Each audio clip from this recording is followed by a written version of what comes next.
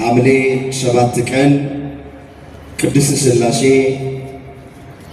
በአብርሃም ቤት ተገኝተው የይስሐቅን ልደት ያበሰሩበት የአብርሃምን ቤት የባረኩበት ቀን ነውና እስኪ ለዚህ ያደረሰንን አምላክ ከፍ አድርጋችሁ በደስታና በጭብጨባ አመስግኑት። ብዙ ናችሁ፣ ድምፃችሁ ያንሳል። አመስግኑት። እዚህ ያደረሰን እግዚአብሔር ስሙ የተመሰገነ ይሁን። የአብርሃምን ቤት የባረኩ ቅድስት ሥላሴ የሁላችንንም ቤታችንን ይባርኩልን። ወደ ዕለቱ የወንጌል አገልግሎት እንሄዳለን። ለዛሬ እግዚአብሔር በሰጠን ጊዜና ሰዓት የምንማማርበት የትምህርታችን ርዕስ የሚሆነው አብርሃም በእግዚአብሔር አመነ ጽድቅም ሆኖ ተቆጠረለት የሚል ይሆናል። ይህንን በርዕስነት ያነሳነውን ኃይለ ቃል በመጽሐፍ ቅዱሳችን ላይ ተመዝግቦ የምናገኘው በኦሪት ዘፍጥረት በምዕራፍ 15 ቁጥር 6 ላይ ነው። አብርሃም በእግዚአብሔር አመነ ጽድቅም ሆኖ ተቆጠረለት። ርዕሳችን ይሄ። ይህን ርዕስ መነሻ አድርገን መነጋገር ያስፈለገበት ምክንያት ቅድም በመግቢያዬ ላይ ለመናገር እንደሞከርኩት ዛሬ የቅድስት ሥላሴን ዓመታዊ ክብረ በዓል በቆየንበት ስፍራ ላይ አክብረናል። በዚሁ ምክንያት ዕለቱን ቀኑን የዋጀ ትምህርት መማር እንድንችል ይህን ርዕስ መርጠናል። ቆሞ ለመናገር ቁጭ ብሎም ለማድመጥ ጥበብ ከእግዚአብሔር ሲሰጥ ብቻ ነውና ለእኔ ለባሪያው ተናጋሪ የሆነ አንደበትን ለእናንተም ለሰሚዎቹ አስተዋይ የሆነ ልቡናን ቸሩ አምላካችን እግዚአብሔር ለሁላችንም በቸርነቱ ያድለን። እንግዲህ ዛሬ በቤተ ክርስቲያናችን በስፋት የሚነገረው ስለ ቅድስት ሥላሴ አንድነትና ሦስትነት ደግሞ የብዙዎች አባት ስለሆነው ስለ አብርሃም በስፋት የሚነገርበት ቀን ነው ዛሬ። በዚሁ መሰረት በዚህ ርዕስ እንማማራለን። አሁንም አምላካችን እግዚአብሔር የቃሉን ደጅ ለሁላችንም ከፍቶ እንዲያስተምረን የእሱ ቅዱስ ፈቃዱ እየሆነልን በዚህ ርዕስ ውስጥ ስለ አብርሃም ጥቂት ነገር እናያለን። ስለ ቅድስት ሥላሴ ጥቂት ነገር እናያለን። በመጨረሻም ከአባታችን ከአብርሃም የምንማራቸው ቁም ነገሮች ምንድናቸው የሚለውን መጽሐፍ ቅዱስን መሰረት አድርገን እንቆይበታል። ቆሞ ለመናገር ቁጭ ብሎም ለማድመጥ ጥበብ ከእግዚአብሔር ሲሰጥ ብቻ ነውና ለእኔ ተናጋሪ አንደበት ለእናንተ ሰሚ ጆሮ አስተዋይ ልቡናን እግዚአብሔር ለሁላችንም ያደለ። እንግዲህ አብርሃም ማን ነው ብለን ስንል ብዙ ጊዜ እንደሚተረክልን አባቱ ታራ እየተባለ ይጠራል። እናቱ ደግሞ ኤድና ተብላ ነው የምትጠራ። የኦሪት ዘፍጥረትን መጽሐፍ ስናነብ ስለ አብርሃም እናት ተመዝግቦ አናገኝ። የአብርሃም እናት ኤድና ተብላ እንደምትጠራ ተመዝግቦ የምናገኘው በመጽሐፈ ኩፋሌ ላይ። ኩፋሌ ማለት የተከፈለ ማለት፣ በደንብ እንድሰሙ እንፈልጋለን። ኩፋሌ ማለት የተከፈለ ማለት። ከምን የተከፈለ ያሉ እንደሆነ ከአምስቱ ብሔረ ኦሪት የተከፈለ። አምስቱ ብሔረ ኦሪት የሚባሉት ኦሪት ዘፍጥረት፣ ኦሪት ዘጸአት፣ ኦሪት ዘሌዋውያን፣ ኦሪት ዘኍልቍና ኦሪት ዘዳግም። ኩፋሌ የተከፈለ ማለት ነው። ከየት የተከፈለ ያሉ እንደሆነ ከአምስቱ ብሔረ ኦሪት የተከፈለ ነው። አምስቱ ብሔረ ኦሪት የሚባሉት እነማን ናቸው? ከኦሪት ዘፍጥረት እስከ ኦሪት ዘዳግም ያሉት ናቸው። ይሄ መጽሐፈ ኩፋሌ ስለ ስነ ፍጥረት በስፋት የሚናገር የሚተርክ መጽሐፍ ነው። በዚህ መጽሐፍ ላይ የአብርሃም እናት ኤድና ተብላ እንደምትጠራ ተመዝግቧል። አብርሃም ማለት የስሙ ትርጉም አበ ብዙኃን ማለት የብዙዎች አባት ማለት ነው። ይህ አብርሃም አስቀድሞ ከመጠራቱ በፊት ሕይወቱ ምን ይመስል ነበር ስንል ጥቂት ነገር ለማየት አባቱ ታራ ጣዖት ጠራቢ ነው። ጣዖት አምላኪ ነው። የአባቱን ጣዖት ይዞ ገበያ በመውጣት ያንን በመሸጥ ይተዳደሩ ነበር ይላል። የዕለት ጉርሳቸውን የዓመት ልብሳቸውን የሚያገኙት ጣዖት ጠርቦ በመሸጥ ነበር። ታሪኩ ሰፊ ነው።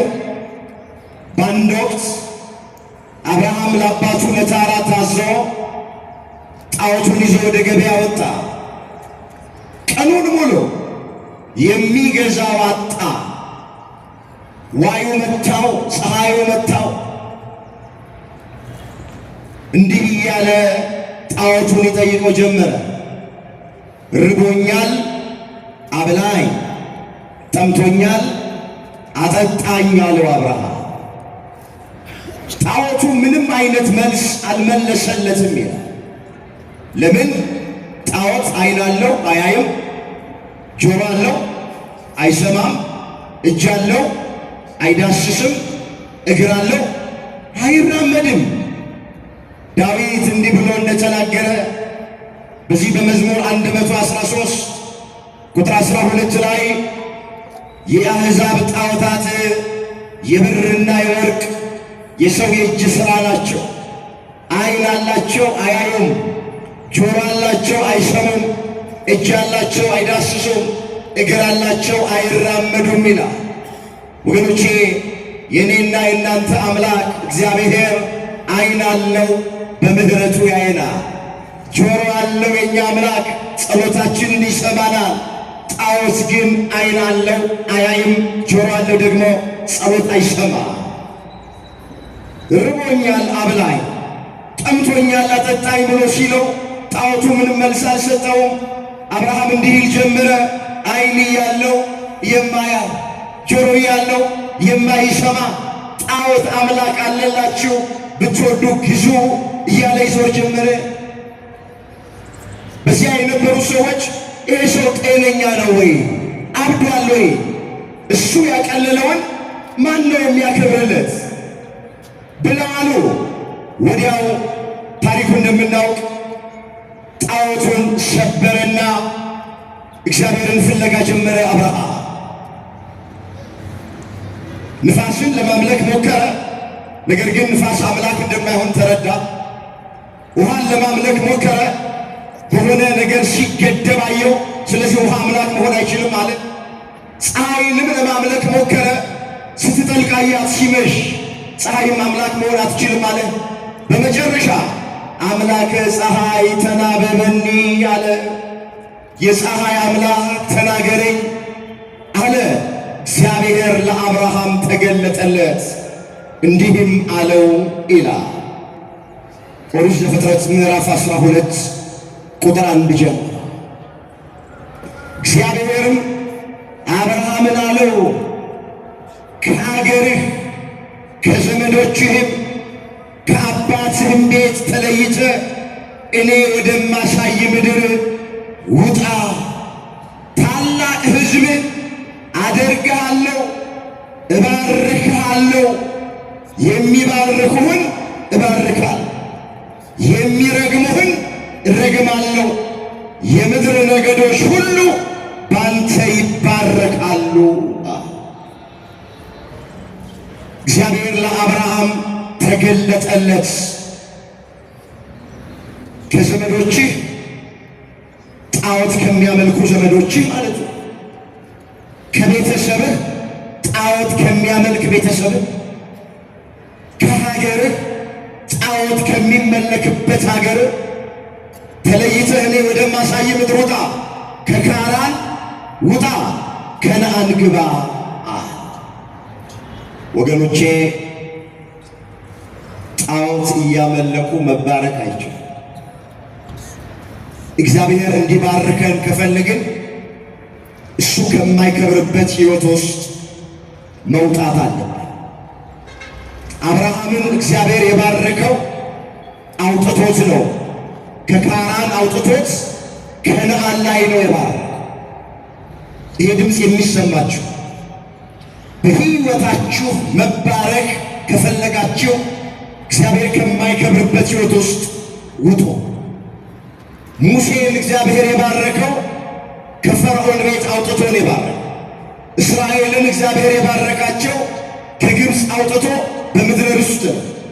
ሎጥን እግዚአብሔር የባረከው ከሰዶም አውጥቶ በዙዓር ላይ፣ አብርሃምን እግዚአብሔር የባረከው ከካራን አውጥቶ ከነዓን ላይ ነው።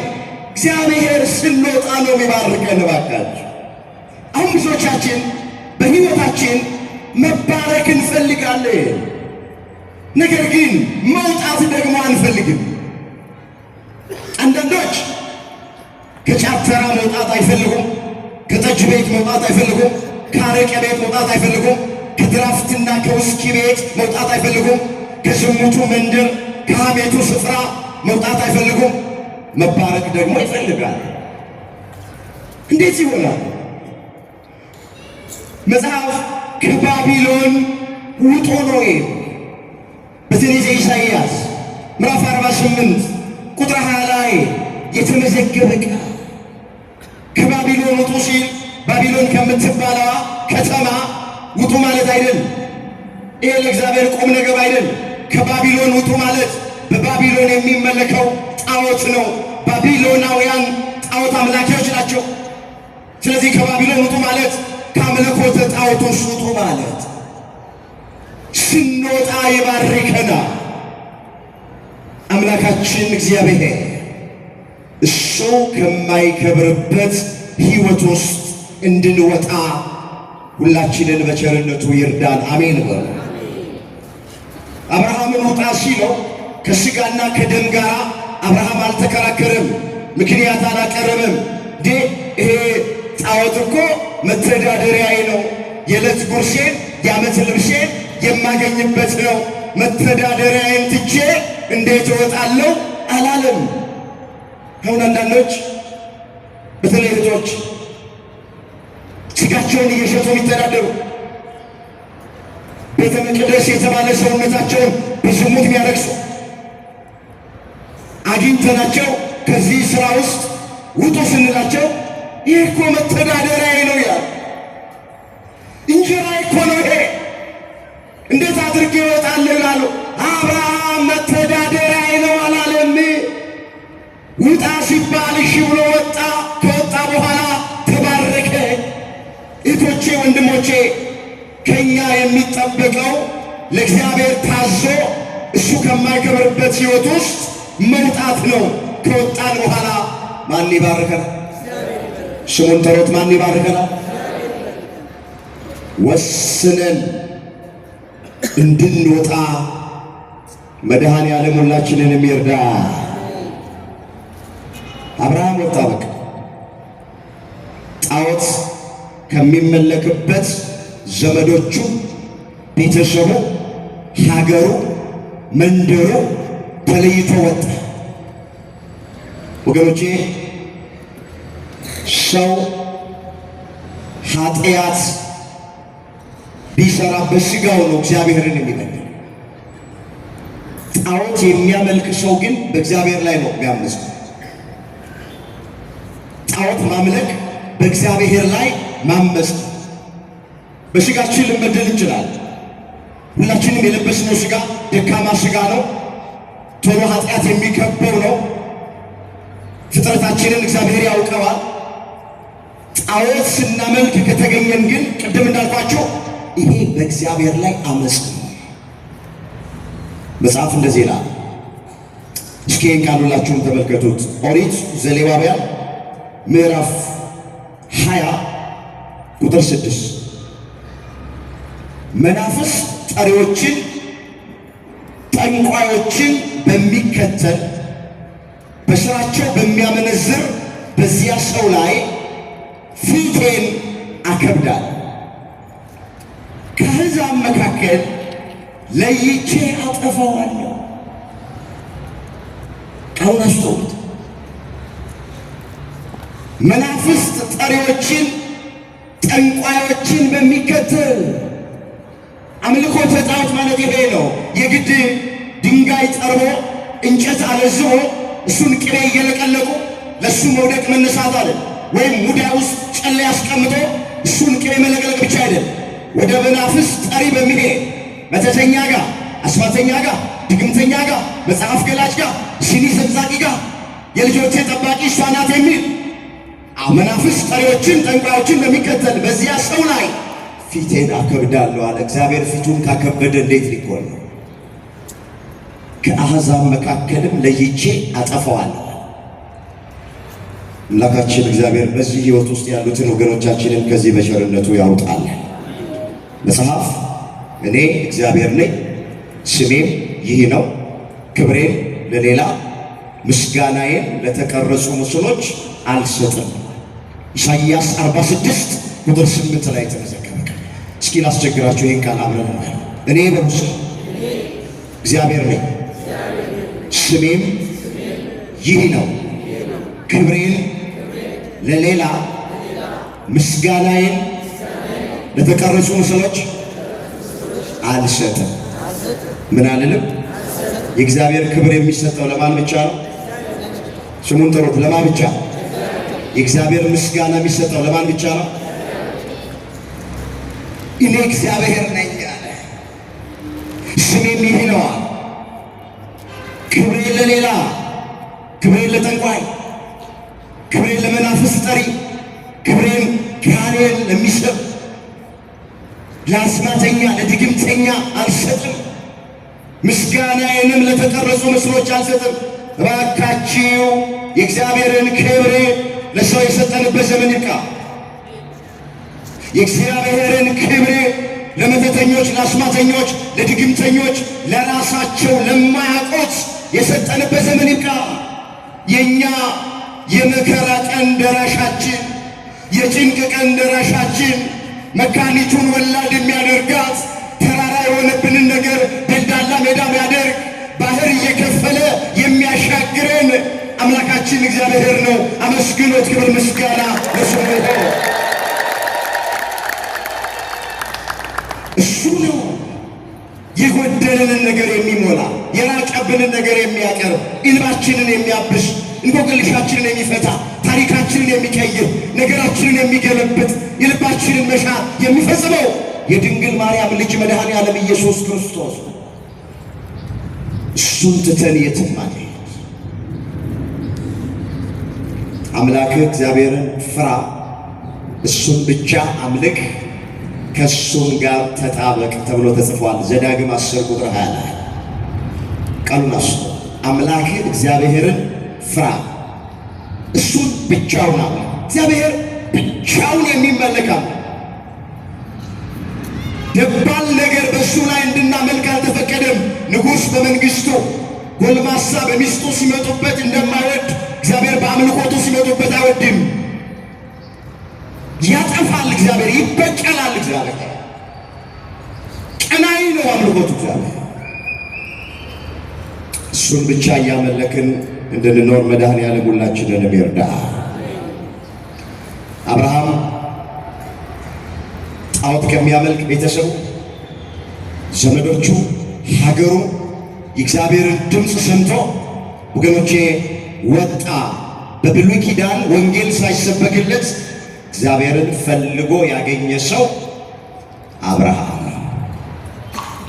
ወደን አይደለም አብርሃም የምንለው ወገኖቼ። አብርሃም ወንጌል ሳይሰበክለት አምላኩ እግዚአብሔርን ፈልጎ ያገኘ ጣዖቱን ሰብሮ ወደ እግዚአብሔር የተመለሰ ፊቱን ዘር ያደረገ ስለሆነ ነው።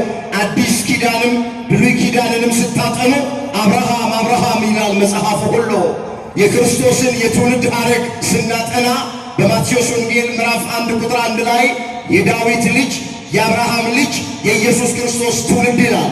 አብርሃም በክርስቶስ ትውልድ ውስጥ በመጀመሪያው ስፍራ ላይ ተመዝግቦ የምናገኘው አባት ነው። ኢየሱስ ክርስቶስ የአብርሃም ልጅ ይባላል። ለምን? እግዚአብሔር ከማይከብርበት ሕይወት ውስጥ ወስኖ ስለወጣ ማለት ነው። እኛንም እሱ ከማይከብርበት ሕይወት ሁላችንን በቸርነቱ ያውጣ። እንመለስ።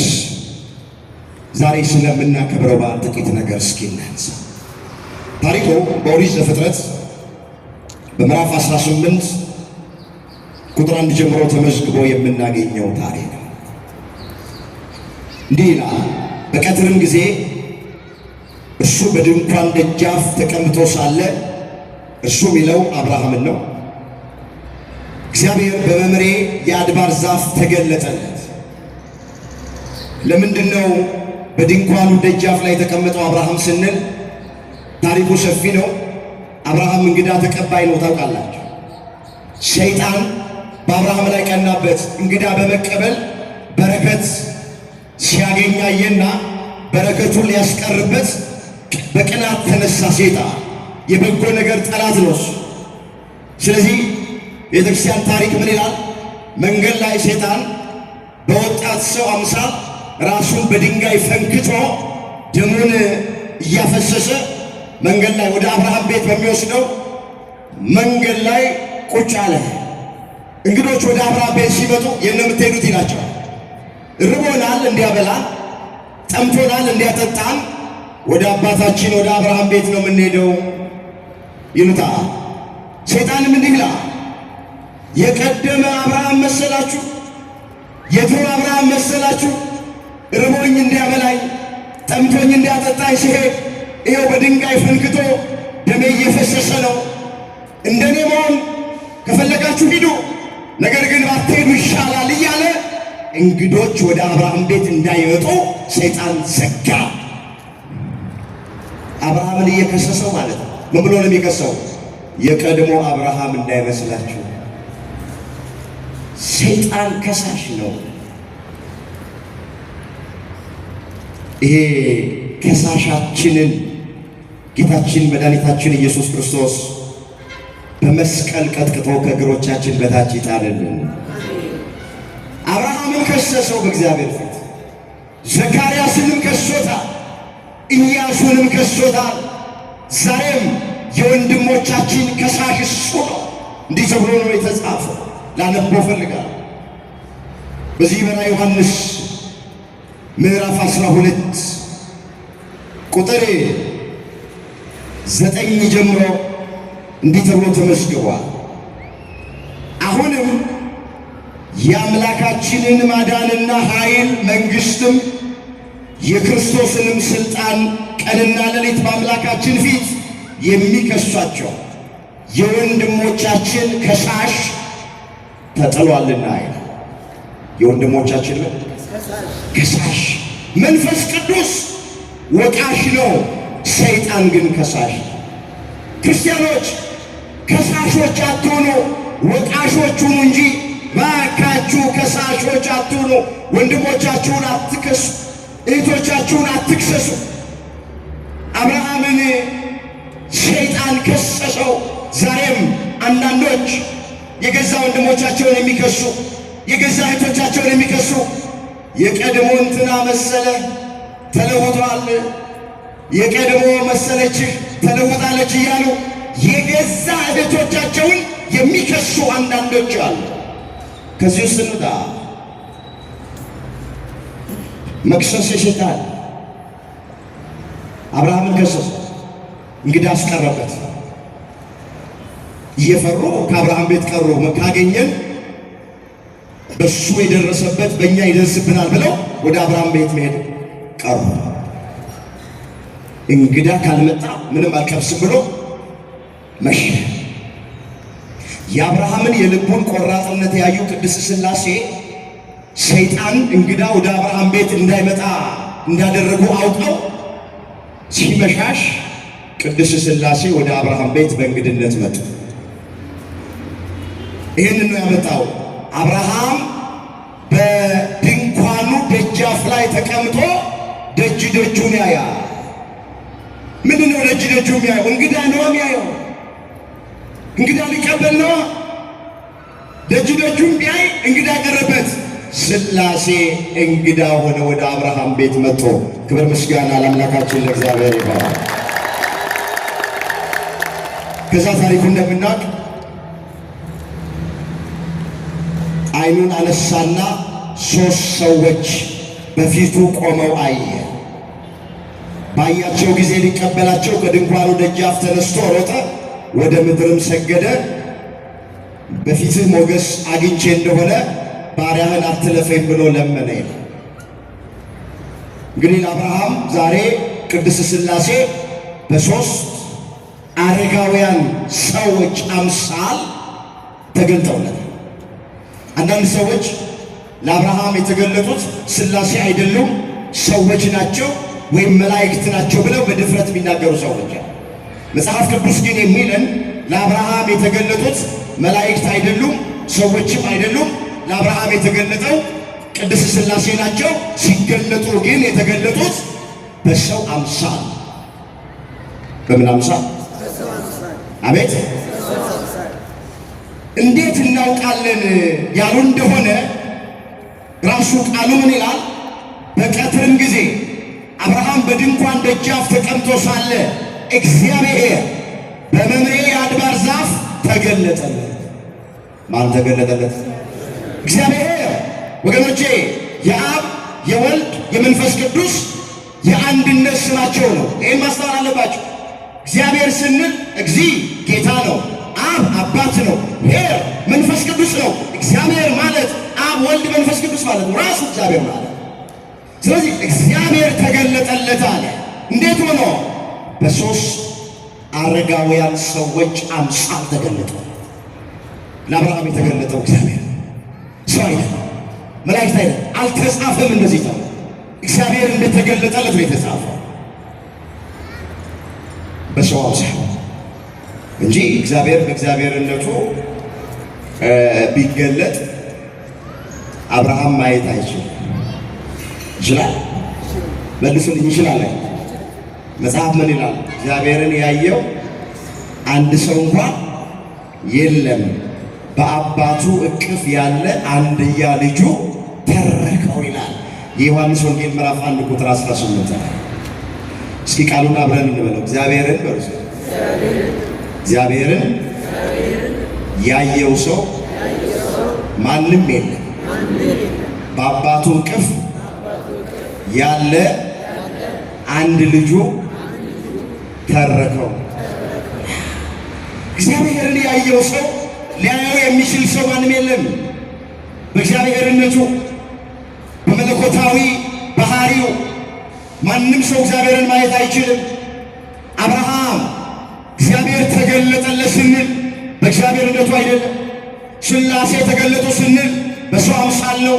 ልክ ጌታችን ኢየሱስ ክርስቶስ በዮርዳኖስ ወንዝ ሲጠመቅ አብ በደመና ሆኖ ድምፁን አሰማ። መንፈስ ቅዱስ በርግብ አምሳል ወረደ። የወረደው ርግብ አይደለም፣ በርግብ አምሳል መንፈስ ቅዱስ ነው የወረደ። አሁንም በዚህ በአብርሃም ቤት 3ቱ አረጋውያን ወገኖቼ ሰዎች አይደሉም፣ በሰው አምሳል ሥላሴ በሰው አምሳል ሥላሴ። ቅዱስ ጳውሎስ በሃይማኖት ለወለደው ለልጁ ለጢሞቴዎስ እንዲህ የሚል ቃል ጽፎለታል። አንደኛ ጢሞቴዎስ ምዕራፍ 6 ቁጥር 15 እሱ ብቻ የማይሞት ነው። እሱ ብቻ ምን የማይል ነው? ማን ነው የማይሞተው? ማን ነው? እግዚአብሔር ነው። እሱ ብቻ የማይሞት ነው። በባህሪው ሞት በመንግስቱ ሽረት የለበትም። እሱ ብቻ የማይሞት ነው አለና ማንም ሊቀርበው በማይችል ብርሃን ይኖራል። አንድ ሰው እንኳን አላየውም፣ ሊያየውም አይችልም አለና ለእርሱ ክብር የዘላለም ኃይል ይሁን አሜን። ስለዚህ እግዚአብሔር ማንም በማይቀርበው ብርሃን የሚኖር ነው። ማንም ሰው አላየውም፣ ሊያየውም አይችልም። ዳዊት እግዚአብሔርን ሁልጊዜ አየዋለሁ በቀኜ ነውና አልታወክም ሲል ዳዊት እግዚአብሔርን ያየው በእግዚአብሔርነቱ በመለኮታዊ ክብሩ ሳይሆን ዳዊት እግዚአብሔርን ያየው በሥራ ሲረዳው፣ ጎልያድን ሲጥልለት፣ ከልጁ ከአቤሴሎም እጅ ሲያስጥለው፣ አንበሳውን በጡጫ ድቡን በእርግጫ ሲል ኃይል ሲሆነው እንጂ ማንም ሰው እግዚአብሔርን በእግዚአብሔርነቱ አይቶት አያውቅም። እንመለስ።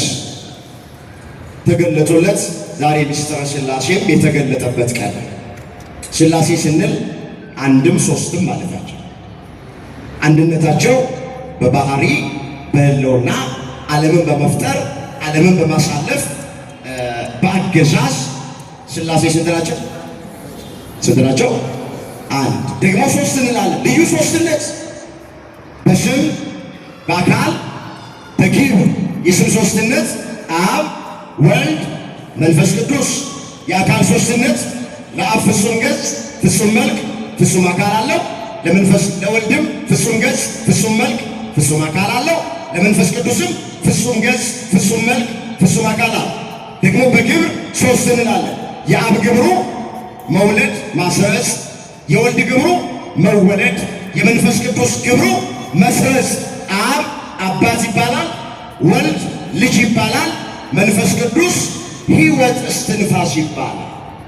ሰሞኑን በሶሻል ሚዲያ ላይ ስለ ሥላሴ ተነስቶ ትንሽ ምዕመናን ግራ የሚጋቡበት ነገር ሲዘዋወር አይተናል። መቼስ ሁላችን ሥላሴ ጾታ አላቸው ወይስ የላቸውም? እንኳን ሥላሴ መላእክትም ጾታ የላቸው ናቸው። እንኳን ሥላሴ ቅዱሳን መላእክትም ጾታ የላቸውም። ወንድ ናቸው ሴት ናቸው አይባልም። ይህንን ያሉት በጣም የተከበሩ ትልቅ አባት ናቸው፣ ሊቅ ናቸው፣ ብዙ መምህራንን ያፈሩ ናቸው፣ የሚከበሩ ናቸው። እንግዲህ ከሰው ስህተት ከብረት ዝገት ይላሉ አባቶች፣ አድቷቸው ነው። ግን በጣም የሚደነቁ የሚከበሩ አባት ናቸው። ስህተታቸውን ያመኑ አደባባይ ላይ ወጥተው ይቅር በሉኝ ሥላሴ ጾታ አላቸው በማለቴ ተሳስቻለሁ፣ መምህራኖቼ እንደዚህ አላስተማሩኝም፣ አባቶቼ እንደዚህ አላስተማሩኝም፣ ተሳስቻለሁ አሉ። ወገኖቼ እኔ ከተሳሳቱት ነገር በላይ ስህተታቸውን አምነው ይቅርታ መጠየቃቸው በጣም ገርሞኛል። ለምን እኛ ቤት ውስጥ አንዴ ካፈርኩ አይመልሰኝ ባይለን ሁላችንም በተለይ ትንሽ ፊደል የቆጠር ነው እዚያ አውደ ምሕረት ላይ ሳይገባን የቆም ነው ለራሳችን ቦታ የሰጠ ነው። ወገኖቼ ከተሳሳትን በኋላ እንኳን አስተካክሎ አቅኖ አርሙ ስንባል ለማስተካከል ብዙዎቻችን ፈቃደኛ አይደለም። እኚህ አባትን እኔ በግሌ በጣም አድንቄያቸዋለሁ። ተሳስተው አልቀሩም። ወገኖቼ ወጥተው አደባባይ ላይ ያሳሳቱትን ሕዝብ ይቅርታ ጠይቀው ትክክለኛው ትምህርት ሥላሴ ጾታ የላቸውም የሚል ነው ብለው ነው የተናገሩት። ስለ የቤተ ክርስቲያን ትምህርቷ ይኖራል። ዛሬ ቀኑ ስለሆነ ያነሳ ነው እንጂ የሰውን ስህተት እንትን አንስተን ለመቅሰስ ለመውቀስኛ ብቃቱን አቅሙም የለን። እንመለስ ወደ ቀደመ ነገራችን። በአብርሃም ቤት ዛሬ የተገኙ አብርሃም ሥላሴን በእንግድነት ተቀበለ። ለሳራ እንዲህ አሉ ቅድስት ሥላሴ የዛሬ ዓመት ልክ እንደ ዛሬው ወደዚህ እንመጣለን፣ ሚስት ሳራ ወንድ ልጅ ትወልዳለች ብለዋል። ሳራ በጓዳ ውስጥ ሆና ሰማች፣ ሳቀች። ምን አደረገች? ምን አደረገች? ለምን ሳቀች ያሉ እንደሆነ እኔ አርጅቻለሁ፣ ከሴቶች የሚሆነው ልማድ ተቋርጦብኛል፣ ሙቀት ልምላሜ ተለይቶኛል፣ በስተርጅና እንዴት ልወልድ እችላለሁ ብላ በልቧ ሳቀች ይላል። ግቡና አንብቡት መጽሐፉን። ሳራ በልቧ ሳቀች ነው የሚለው። ሴቶች ሲስቁ ድምፃቸው አይሰማ ይላሉ አባቶች። የዛሬ ላይ አድርገውናል። እንደው ድምፅን ከፍ አድርጎ ጮሆ እንደ ወንድ ልጅ መሳቅ ለሴት ልጅ የተገባ አይደለም። ሳራ ስትስቅ በልቧ ሳቀች ይላል። በምኗ ሳቀች? ምን ነው ሴቶች ዝም አላችሁ? በልቧ ሳቀች። ሥላሴ ልብ ያመላለሰውን ኩላሊት ያጤሰውን ስለሚያውቁ ሳራ ለምን ሳቅሽ አሏት። ካረጀው በኋላ ፍትወት አይሆንልኝም ብለሽ ነው? ሙቀት ልምላሜ ከተለየኝ በኋላ መውለድ አልችልም ብለሽ ነው? በእውኑ ለእግዚአብሔር የሚሳነው ነገር አለ? የዛሬ ዓመት ወንድ ልጅ ትወልጃለሽ፣ የሰማው ሰው ሁሉ ይገረም፣ ይደነቅ፣ ይስሐቅ ስትይ ልጁን ይስሐቅ ትይዋለሽ። ይስሐቅ ማለት የሰማ ሰው ሁሉ ይስሐቅ፣ ይገረም፣ ይደነቅ ማለት ነው። ይስሙት። ልክ በዓመቱ እንደ እግዚአብሔር ቃል ሳራ ወንድ ልጅን ወለደች፣ ስሙንም ይስሐቅ ብላ ጠራችው ይላል። ክብር ምስጋና ለአምላካችን ለእግዚአብሔር ይሁን። የተዘጋ ማዕፀኗን የሳራን እግዚአብሔር ከፈተ። የደረቀ ማዕፀኗን አለመለመ። በይስሐቅ ተጎበኘች። ባለቀ ሰዓት በ90 ምናምን ዓመቷ ነው ሳራ ይስሐቅን የወለደችው። ታውቃላችሁ ሴት ልጅ 40 ምናምን አካባቢ ከደረሰች ሳይንስ ምን ይላል? በቃ መውለድ አትችልም። ሳይንስ አንዳንድ ጊዜ ያንሳል። ለሰው የማይቻል ለማን ይቻላል? አቤት ይኸውላችሁ፣ እግዚአብሔር ከፈለገ በ90 ዓመትም ልጅ መስጠት ይችላል። ሳራ እኮ በሰው ሰውኛው እኮ ጨርሳለች። የኔ ነገር አበቃ ከዚህ በኋላ አልወልድም ብላለች። ሰው ሲጨርስ ግን እግዚአብሔር ሥራ መስራት ይጀምራል። የሰው ትዕግስት ማለቂያው የእግዚአብሔር ሥራ መጀመሪያው። እህቶቼ የኔ ነገር አበቃ ስትሉ ያን ጊዜ እግዚአብሔር ወደ እናንተ ይመጣል። ወንድሞቼ የሥራ ጉዳይ፣ የጤናችሁ ጉዳይ፣ የትዳር ጉዳይ ሂዱበትና የፍርድ ቤታችሁ ጉዳይ የኔ ነገር አበቃ ብላችሁ ስትሉ እናንተ ስትጨርሱ ሥላሴ ሥራ መስራት ይጀምራሉ። ሳራ ስትጨርስ ሥላሴ ሥራ መስራት ጀመረ። አለቀ አበቃ ካለች በኋላ ያለቀና የተቆረጠውን ነገር ሥላሴ ቀጠሉት። የተዘጋ ማኅፀኗን ከፈተ፣ የደረቀ ማኅፀኗን አለመለመ። በይስሐቅ ተጎበኘች። ደግሞ ዘግይቶ የሚመጣ ነገር የተባረከ ነው። ይስሐቅ የክርስቶስ ምሳሌ ነው። የተባረከ ልጅ ተሰጣት።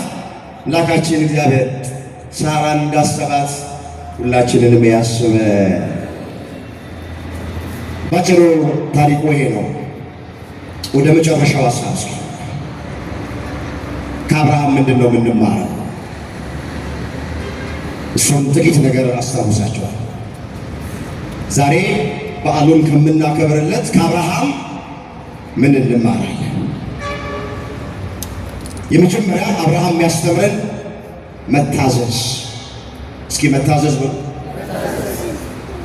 ምንድን ነው? የታዘዘው ብለን ስንል ከሀገር ከዘመዶችህ ከቤተሰብ ተለይተ ውጣ ብሎ ሲለው እግዚአብሔር ምንም ምክንያት ሳያቀርብ እሺ ብሎ ወጣ፣ ታዘዘ።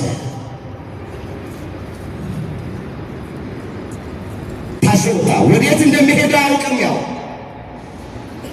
ሀገሩን የሚያውቁበት ካርታ ወገኖቼ፣ ጂፒኤስ፣ ኮምፓስ፣ እኛ አቅጣጫ መጠቆሚያ የምንላቸው ነገሮች አብርሃም እጅ ላይ የሉ። ዝም ብሎ ውጣ ነው ያለው እግዚአብሔር። እሺ ብሎ ዝም ብሎ ወጣ፣ ታዞ ወጣ። አብርሃም መታዘዝን ያስተምረናል። መጽሐፍ እንደዚህ ይላል፣ መታዘዝ ከመስዋዕት ማዳመጥም ወገኖቼ የአውራ በግ ስብ ከማቅረብ ይበልጣል ይላል። እዚህ አንደኛ ሳሙኤል ምዕራፍ 15 ቁጥር 2 መታዘዝ መስዋዕት ከማቅረብ ይበልጣል። የእግዚአብሔርን ቃል ማዳመጥ የአውራ በግ ስብ ከማቅረብ ይበልጣል። ወገኖቼ የሚታዘዙ ሰዎች መስዋዕት ከሚያቀርቡ ሰዎች የበለጡ ናቸው። ሁለት አይነት መስዋዕት አለ፣ አፋዊ መስዋዕትና ውሳጣዊ መስዋዕት። አፋዊ መስዋዕት ጧፍ ሊሆን ይችላል፣ ዕጣን ሊሆን ይችላል፣ ሰሚን ሊሆን ይችላል፣ ገንዘብ ሊሆን ይችላል፣ ከገበያ ሙኩት ጎትቶ ማምጣት ሊሆን ይችላል። ይሄ አፋዊ መስዋዕት ነው። ደግሞ ውሳጣዊ መስዋዕት አለ፣ ከልብ የሚወጣ ዝማሬ፣ ምስጋና፣ ቅዳሴ፣ ቅኔ መቀኘት ይሆናል። ይሄ ለእግዚአብሔር የሚቀርብ ውሳጣዊ መስዋዕት ነው። ሁለቱንም መስዋዕት ከማቅረብ በፊት እግዚአብሔር እንድንታዘዘው ይፈልጋል። ምን እንድንለው? እንድንታዘዘው ይፈልጋል። መጽሐፍ እሺ ብትሉ ለእግዚአብሔር ብትታዘዙ የምድርን በረከት ትበላላችሁ፣ እኔ ብትሉ ብታምፁ ግን ሰይፍ ይበላችኋል። ምን ይበላችኋል? ትንቢተ ኢሳይያስ ምዕራፍ 1 ቁጥር 19 ላይ የተመዘገበ የእግዚአብሔር ቃል እሺ ብትሉ ለእግዚአብሔር ብትታዘዙ፣ ለማን ብትታዘዙ? የምድርን በረከት ትበላላችሁ። የምድር በረከት ሰላም፣ የምድር በረከት ጤንነት፣ የምድር በረከት ጥጋብ፣ የምድር በረከት በጎ ነገር ሁሉ ለእግዚአብሔር የሚታዘዝ ሰው የሱ። እንቢ ብትሉ ብታምፁ፣ አመፅ ኃጢአት ነው፣ ኃጢአትም አመፅ ነው። እንቢ ብትሉ ብታምፁ ግን ሰይፍ ይበላችኋል። ሰይፍ ረሃብ ይበላችኋል። ሰይፍ በሽታ ይበላችኋል። ሰይፍ ጦርነት ይበላችኋል። መቼ? ለእግዚአብሔር አልታዘዝም ብላችሁ በእግዚአብሔር ላይ ካመፃችሁ። ለእሱ እንድንታዘዝ መድኃኔዓለም ይርዳ። ምንድን ነው የምንታዘዘው? ጾሙ ስንባል ታዞ መጾም፣ ጸልዩ ስንባል ታዞ መጸለይ፣ ከተጣላችሁት ጋር ታረቁ ሲባል እሺ ብሎ መታረቅ፣ የበደላችሁትን ወገኖቼ ካሱ፣ የቀማችሁትን መልሱ ስንባል እሺ ብለን የቀማነውን መመለስ፣ የበደልነውን ሰው መካስ፣ ቁረቡ ስንባል እሺ ብሎ መቆረብ፣ ንስሐ ግቡ ሲባል እሺ ብሎ ንስሐ መግባት፣ አስራት በኩራታችሁን አውጡ ስንባል ከ110 ከ10 አንዱን ለእግዚአብሔር ማውጣት መታዘዝ እኮ ነው። ማነው ዛሬ የሚታዘዝ? እስኪ በደንብ ሁላችንም እኛ የመቅደሱ አገልጋዮች ነን ለእግዚአብሔር የምንታዘዘው ወይስ ምዕመናን እናንተ ናችሁ ጠዋት ማታ ከመቅደሱ የማትለዩት? ማን ነው ለእግዚአብሔር የሚታዘዘው? ዛሬ ሸፍተን የለም እንዴ? አምፀን የለ እንዴ? ዓለማችን እንደዚህ አይነት አጣብቂኝ ውስጥ ብትገባ፣ አገራችን ኢትዮጵያ እንደዚህ አይነት መከራ ውስጥና ጭንቅ ውስጥ ብትገባ ምክንያቱ ምንድነው ስንል ለእግዚአብሔር አልታዘዝም ስላለን ነው። ለእግዚአብሔር አልመቺ ስላለ ነው። ለእግዚአብሔር የሚታዘዝ ልብ እግዚአብሔር ለሁላችንም በቸርነቱ ያደላል። ስለዚህ መጀመሪያ ባጭሩ ከአብርሃም የምንማረው ምንድነው ስንል መታዘዝ። ምንድነው የታዘዘው? ከካራን ወጣና ከነዓን ግባ ሲለው እግዚአብሔር እሺ ብሎ ከካራን ወጣና ታዞ ከነዓን ገባ። ሁለተኛ ከአብርሃም የምንማረው እንግዳ መቀበል። ምን መቀበል? እንግዳ ብቻውን አይበላም፣ ተካፍሎ ነው የሚበላው። ቅድም እንደተረኩላችሁ እንግዳ ካልመጣ ይውላል ያድራል እንጂ አብርሃም ብቻውን አይበላም። ሥላሴ በቤቱ በእንግድነት የተገኙት እንግዳ ካልመጣ አልበላም ብሎ ስለወሰነ አብርሃም የልቡን ቆራጥነት አይተው ነው በእንግድነት በአብርሃም ቤት የተገኙት። እንግዳ ተቀባይ ነው አባታችን አብርሃም። መጽሐፍ እንግዶችን መቀበል አትርሱ፣ አንዳንዶች ሳያውቁ መላእክትን በእንግድነት ተቀብለዋል ነው የሚለው ዕብራውያን 13 ቁጥር 1። እስኪ ቃሉን አብረን እንበለው። እንግዶችን መቀበል አትርሱ፣ አንዳንዶች ሳያውቁ መላእክትን በእንግድነት ተቀብለዋል። ማን ነው መላእክትን በእንግድነት የተቀበለ? ሎጥ። ዘፍጥረት 19 ቁጥር 1 ላይ ስትመለከቱ ሎጥ የተባለው ሰው ቅዱሳን መላእክትን በእንግድነት ቤቱ ተቀብለዋል። አብርሃም እንግዳ ተቀባይ ነው። እንግዳ ተቀባይ ስለነበረ ተባርኳል። ሎጥ እንግዳ ተቀባይ ነው።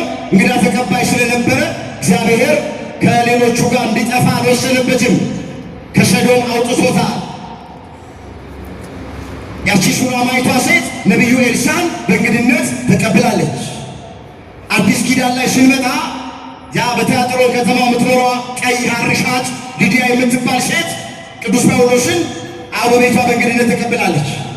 የኤማሁስ መንገደኞች ሉቃስና ኒቆዲሞስ ጌታችን ኢየሱስ ክርስቶስን በእንግድነት ተቀብለዋል። ሁሉም ተባርከዋል። እንግዳ መቀበል ዋጋ ያሰጥ። እንደውም መጽሐፍ ቅዱስ የሚለው ወደ መንግሥተ ሰማያት ከሚያስገቡትና ከሚያስወጡት ነገሮች መካከል አንደኛው እንግዳ መቀበል። አሁን ብዙዎቻችን ቀላል ይመስላል። እንግዳ መቀበል ቀላል ይመስላል። ትዝ ይላችኋል ጌታችን ኢየሱስ ክርስቶስ ዳግም ሊፈርድ ሲመጣ በቀኝ በኩል ያሉትን ምንድን ነው የሚላቸው? እንግዳ ሆኜ በመጣ ምን ብላችሁኛል? ተቀብላችሁኛል። በግራ በኩል ያሉትንስ እንግዳ ሆኜ በመጣ አልተቀበላችሁኝም። ስለዚህ እንግዳ መቀበል ትልቅ ዋጋ ያለው ትልቅ በረከት ያለው ነው። ባካችሁ በወንድሞቻችሁ በእህቶቻችሁ ላይ በራችሁን አትዝጉ። እንግዳ ተቀባዮች እንሁን። የዛሬን ያድርገውና እኛ ኢትዮጵያውያን እንግዳ ተቀባዮች ነበርን። ዛሬ አመልካችን ጠፋ እንጂ ዛሬ ከባድ ነው። እንግዳ ተቀበሉ ብዬ ጫን ብዬ ለመናገር ይከብደኛል። በቤታችን አስገብተን ብናሳድራቸው ጠዋት ዘርፈው ነው የሚወጡት። ምን ማሰና ያለ እውነቴን ነው ብላችሁ ዛሬ እንግዳ ለመቀበል በራሱ ችግር ነው። ዛሬ እንዴ ስንቶቹ ነው የተዘረፉት? ስንቶቹ ናቸው ጉድ የተሰሩት? እንደውም እንግዳ ተቀብለን እንኳን በረከት እንዳናገኝ ግንባር ላይ ተጻፈ። ጥሩና መጥፎ ግንባር ላይ ተጻፈ። መሸብኝ፣ አስጠጉኝ፣ አሳድረኝ ያለንን በእንግድነት የመጣው ሰው እንዳንቀበለው ችግር ነው። ዛሬ ዘመኑ ከፍቶብናል። ችን በረከት እንኳን እንዳናገኝ ማለት አምላካችን እግዚአብሔር ዘመናችንን ያስተካክልልን። አብርሃም በሁለተኛ ደረጃ የሚያስተምረን እንግዳ መቀበል የመጨረሻውን ነው። በመጨረሻ ከአብርሃም የምንማረው እምነት ነው። ምንድነው እምነት? ምንድነው የምንማረው? እምነት። የእምነት አባት ነው የሚባለው አብርሃም። የምን አባት? የእምነት አባት። ስለ እምነት ስናነሳ አብርሃምን ለይተን አንተው። ምንድነው እምነቱ ስንል አብርሃም የመጀመሪያ ታሪኩን ስንተርክ እንደነበረ ከካራን ወጣና ከነዓን ግባ ሲባል በእምነት ነው የወጣው። በምንድን ነው የወጣው? ለዚህ ማስረጃችን ዕብራውያን 11 ቁጥር 8 ላይ የተመዘገበው ቃል ባካችሁ ይሄን ቃል አስተውሉት። እንደዚህ ይላል። አብርሃም የተባለው ማን የተባለው? አብርሃም የተባለው ርስት አድርጎ ሊቀበል ወዳለ ስፍራ ለመውጣት በእምነት ታዘዘ። በምን ታዘዘ? በእምነት ታዘዘ። ወዴት እንደሚሄድ ሳያውቅ ወጣ። ውጣ ሲባል በእምነት ወጣ። ወዴት እንደሚሄድም አያውቅም።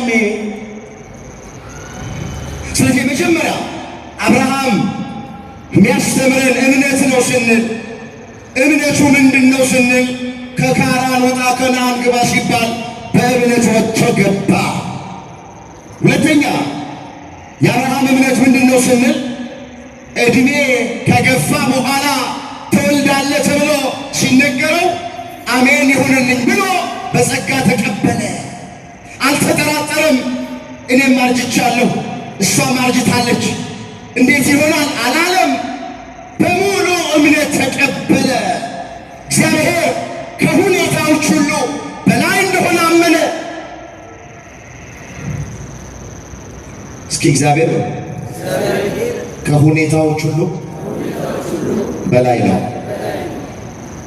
እውነት አሁን በሳይንሱ ቅድም እንደተረግን ሰው ወንድም ይሁን ሴት፣ በተለይ ሴት መውለድ የምትችልበት የዕድሜ እርከን አለ። አብርሃም ግን በስተርጅናው በ100 ዓመት ዕድሜው አይኑ ፈዞ ሰውነቱ ደንዝዞ ለመሞት ጫፍ ደርሶ እንደሚወልድ ሲነገረው አልተጠራጠረም። ይህ ነገር እንዴት ይሆናል አላለም። ይሁንልኝ ይደረግልኝ አለ። ለእግዚአብሔር የሚሳነው ነገር እንደሌለ አመነ። ብዙ የሚያስጨንቀን ነገር ቢኖርም እግዚአብሔር ከሁኔታዎች በላይ ነውና እግዚአብሔር ይችላል ብለን አሜን ብለን በጸጋ እንድንቀበል መድኃኔዓለም ይርዳ። የሁላችሁ የጤናችሁ ጉዳይ፣ የትዳራችሁ ጉዳይ፣ የፍርድ ቤታችሁ ጉዳይ፣ የሰላም ጉዳይ፣ የፍቅር ጉዳይ፣ የበረከት ጉዳይ እናንተ ሂዱበት። ለእኛ በጣም ከባድ የሆነ በጣም የሚያስጨንቀን ሊሆን ይችላል። በሰውኛው ማን ፈጽመው ወገኖቼ ማንወጣው የማናልፈው ሊመስለን ይችላል። ይሄ ለእኛ ነው። ለሰው የማይቻል ግን መጽሐፍ እንደሚል ለእግዚአብሔር ይቻላል። እግዚአብሔር ከሁኔታዎች በላይ ነው። ፀሐይን በግባውን ጨረቃን በኤላን ሸለቆ ያቆመ አምላክ ነው። 24 ሰዓት እኛ የምናውቀው ፀሐይ 12 ሰዓት ትወጣለች፣ ማታ 12 ሰዓት ላይ ትጠልቃለች። እግዚአብሔር ሲወድ ግን ፀሐይን በግባውን ለ24 ሰዓት ማቆም ይችላል። ከተፈጥሮ በላይ ያደርጋል። ከሁኔታዎች ሁሉ በላይ ያደርጋል። ስለዚህ አብርሃም ይህንን አመነ። የአብርሃምን እምነት እግዚአብሔር ለሁላችንም ያደለ። መጽሐፍ ያለ እምነት እግዚአብሔርን ደስ ማሰኘት አይቻልም ይላል ዕብራውያን 11 ቁጥር 6 ላይ። እስኪ ያለ እምነት ነው እግዚአብሔርን ደስ ማሰኘት አይቻልም። ያለምን ቃሉን ስንሰማ በምን መስማት አለብን? ስናስቀድስ በምን ማስቀደስ አለብን? እዚህ ጋር ቆመን ስንሰብክ ስንዘምር በምን መስበክ አለብን? ከዚህ ተነስተን ቁልቢ ገብርኤል፣ ከዚህ ተነስተን ግሸን ማርያም፣ ከዚህ ተነስተን ጽዮን ማርያም፣ ከዚህ ተነስተን ደብረ ሊባኖስ ስንሄድ በምን መሄድ አለብን? እግዚአብሔር ይህንን እምነት ለሁላችንም በቸርነቱ ያደለ። ወገኖቼ ያለ እምነት እግዚአብሔርን ደስ ማሰኘት አይቻል። ጉልበታችን እስኪላጥ ብንሰግድ፣ እያከፈልን ብንጾም፣ አስራቱን በኩራቱን ብናወጣ፣ እዚህ ጋር ብሉይን ከአዲሱ እያመሳጠርን ብንሰብክ፣ በአማረ ቅላጼ ዝማሬ ብንዘምር፣ መቅደስ ገብተን ተንሱ ጸልዩ ብለን ብንቀድስ፣ ቅኔውን ብንቀኝ፣ ከበሮውን ብንመታ፣ ያለ እምነት ከሆነ እግዚአብሔር ደስ አይልም። እምነት የሁሉ ነገር መሰረት፣ እምነት ቀዳሚ ነገር። ምን ማለት ነው እምነት? ለእግዚአብሔር የሚሳነው ነገር የለም ማለት ምንድነው እምነት?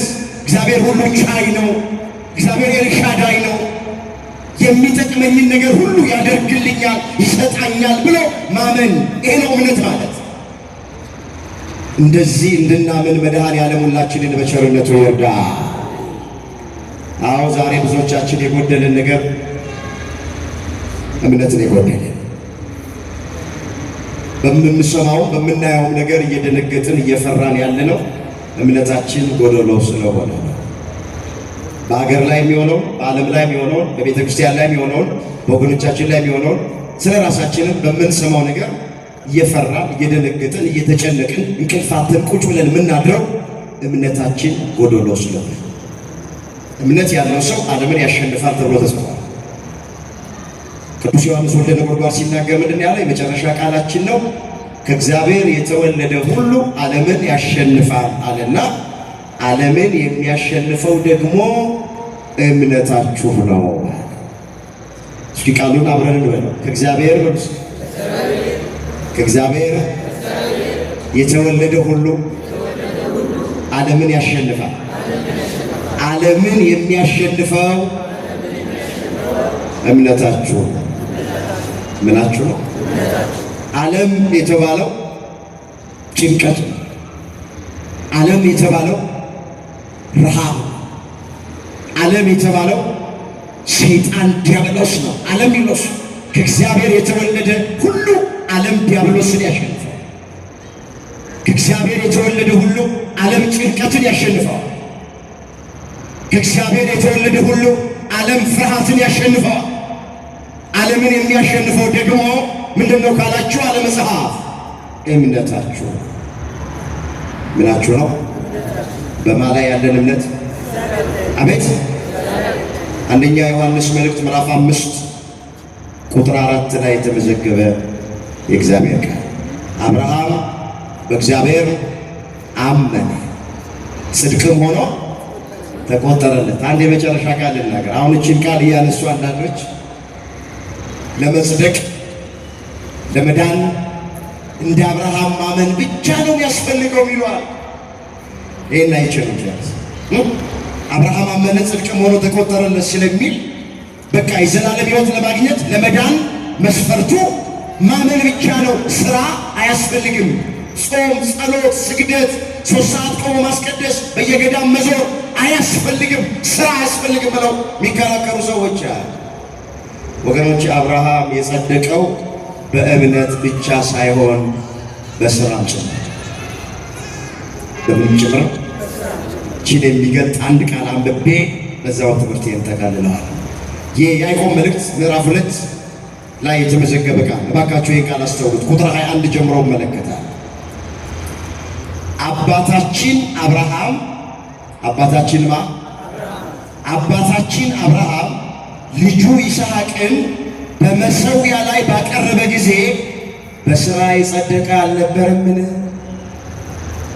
በምን የጸደቀ? ቁልጭ እኮ ነው ያለው። በሥራ የጸደቀ አልነበረምን? ተመልከቱት። እምነት ከሥራ ጋር አብሮ ያደርግ እንደነበረ በሥራም እምነት እንደተፈጸመ ትመለከታለህን? መጽሐፍ አብርሃም በእግዚአብሔር አመነ ጽድቅም ሆኖ ተቆጠረለት ያለው ቃል ተፈጸመ። የእግዚአብሔር ወዳጅ ተባለ። በእምነት ብቻ ሳይሆን በሥራ እንዲጸደቅ ታያላችሁን? እኔ ሰዎቹ ለምንድን ነው ይህንን የሚሰሉት? በእምነት ብቻ ሳይሆን በሥራ እንደሚጸደቅ ታያለህን? አንዳንዱ በኢየሱስ እመን ትድናለህ፣ በኢየሱስ እመን የዘላለም ሕይወት ታገኛለህ። ሥራ አያስፈልግም፣ ንስሐ አያስፈልግም፣ ካህን አያስፈልግም፣ ጾም አያስፈልግም፣ ጸሎት አያስፈልግም። የኔና የእናንተ ወንድሞች አለ እነዚህ መጽሐፍ እንደዚህ ቢል ኖሮ እኮ እሱ ሰፊው መንገድ እኮ ነው፣ በእምነት ብቻ ይዳናል ቢል መጽሐፍ ሰፊ መንገድ እኮ ነው። እሱ ቀላል ነው እኮ እሱ። ነገር ግን መጽሐፍ እንደዚህ አይደለም። ዝቅ ብሎ እንደውም ምን ይላል? ከነፍስ የተለየ ሥጋ የሞተ እንደሆነ ሁሉ ከሥራ የተለየ እምነት የሞተ እምነት ነው ይላል። እስኪ ቃል አብረን እንበል። ከነፍስ በውስጥ የተለየ ሥጋ የሞተ እንደሆነ ከሥራ የተለየ እምነት የሞተ እምነት ነው። ምን አይነት እምነት? አሁን ሰዎቹ እምነት አለን ይላሉ፣ ስራ ከሌለው እምነታቸው የሞተ እምነት ነው ይላል መጽሐፍ። እምነትማ አላቸው አላለች፣ ግን እምነታቸው የሞተ እምነት ነው። ለምን? እምነት በስራ መገለጥ አለበት። እንደማ እንደ አብርሃም አመነ፣ እምነቱ በስራ ተገለጠ። ምንድነው ስራው? ልጅህን ውሰድና አርደህ አወራርደህ መስዋዕት አድርገህ አቅርብልኝ ሲለው ሄደና ሰዋው ለእግዚአብሔር አቀረበው አይደለም? ይሄ ስራ እኮ ነው፣ መታዘዝ ነው። ስለዚህ ከእምነታችን ጋር እንደ አብርሃም ስራን አስተባብረን ሃይማኖታችንን አጽንተን ምግባራችንን አቅንተን ንስሐ ገብተን ቅዱስ ሥጋውን በልተን ክቡር ደሙን ጠጥተን ከገቡ መውጣት ካገኙ ማጣት የሌለባት ገነት ኋላ መንግሥተ ሰማያትን እንድንወርስ እግዚአብሔር ለሁላችንም ይፍቀድልን። የሁላችንን መጨረሻ እግዚአብሔር ያስ